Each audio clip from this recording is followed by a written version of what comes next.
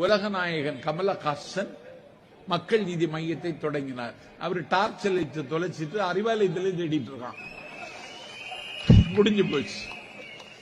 அப்படி ஒரு மாற்று அரசியலை கொண்டு வரத்தான் சிங்கத்தமிழன் ஒரு கிறுக்கு பையன் நாம் தமிழர் கட்சியை தொடங்கினான். இப்ப அந்த கட்சி 8% ஓட்டா இருந்து இப்ப 1% குட்டிச்சுவர் ஆயிடுச்சு. ஏன்? அவன் தமிழின விரோத போக்கை மட்டுமே செய்தான். மேதகு தலைவன் பிரபாகரனோடு எனக்கு தொடர்பு இருக்கிறதுன்னு பொய் சொன்னான். இதுவரைக்கும் இந்த நாட்டில் இந்த பொய்யை யாரும் மக்கள் நம்பிட்டாங்க. தம்பி பிரபாகரனுக்கு சீமான் என்கிற இந்த சின்ன பெயருக்கு சம்பந்தமே கிடையாது.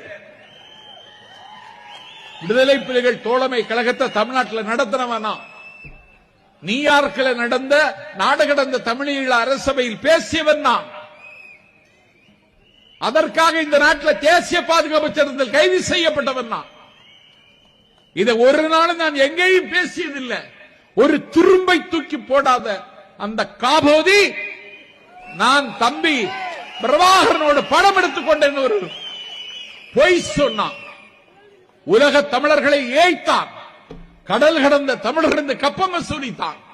தமிழீழ விடுதலையை கொச்சைப்படுத்தினான். மேதகு தலைவர் தம்பி பிரபாகரனை காட்டிக் கொடுத்தான். இன்றைக்கு தமிழ்நாட்டு மக்கள் அவனை உதறி எறிந்து விட்டார்கள். இப்பொழுது மக்கள் இல்லை. இப்பொழுது மலைகளுக்கு மாநாடு நடத்துகிறான். காட்டுக்கு மாநாடு, கடலுக்கு மாநாடு. உனக்கு இனிமேல் ஓட்டு மலையும் கடலும் போடுமே தவிர தமிழ்நாட்டு மக்கள் யாரும் போட மாட்டாங்க. எங்கள் தலைவர் விஜய் எந்த ஊருக்கெல்லாம் போகிறாரோ அந்த ஊரிலெல்லாம் நாம் தமிழர் கட்சியை அடக்கமாகி விடுகிறது.